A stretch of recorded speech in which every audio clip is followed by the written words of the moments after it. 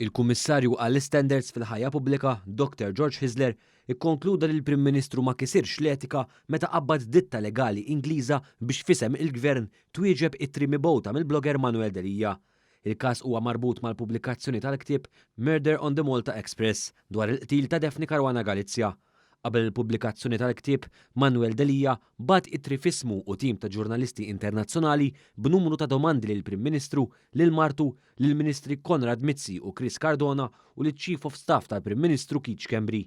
Il-Gvern qabbat id-ditta legali Ingliża Carter Ruck biex twieġeb dawn l-ittri għan-nom tal-Gvern. Dan wassal lill-avukat Andrew Borg Cardona biex jilmenta mal-Kummissarju għall-Standards fejn allega użu ħażin ta' fondi pubbliċi għax skontu kien intis li wieġeb għal nuqqasijiet ta' individwi fosthom Mart il-Prim Ministru u biex ibeżza lill-awturi tal-ktieb bil-possibilità li jiffaċċjaw proċeduri legali f'Londra fejn l-ispejjeż ikunu għoljin ħafna. Iżda fir-rapport tiegħu il-Kummissarju għall-Standards xejjen dawn l-allegazzjonijiet u konkluda li d-deċiżjoni tal-Prim Ministru li qabbad ditta legali barranija fisem il-Gvern kienet taqa' fid-deskrizzjoni leġittima tiegħu għax il-Gvern kellu interess ġenwin fil-każ.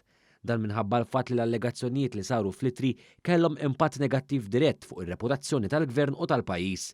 Il-Kummissarju konkluda wkoll li fil-waqt li huwa minnu l-ittra legali mibgħuta minn Carter Ruck fisem il-Gvern ikkonkludi d-dikjarazzjoni ta' riserva tad drittijiet tal-individwi konċernati, dan ma jammontax għal użu ħażin ta' riżorsi pubbliċi f'livell ta' sempliċi ittra legali. Żied jingħad li t-tweġiba ma setax titqies li tbeżza lill-awturi tal-ktieb u bekk toħon ilhom id-dritt ta' espressjoni ħielsa.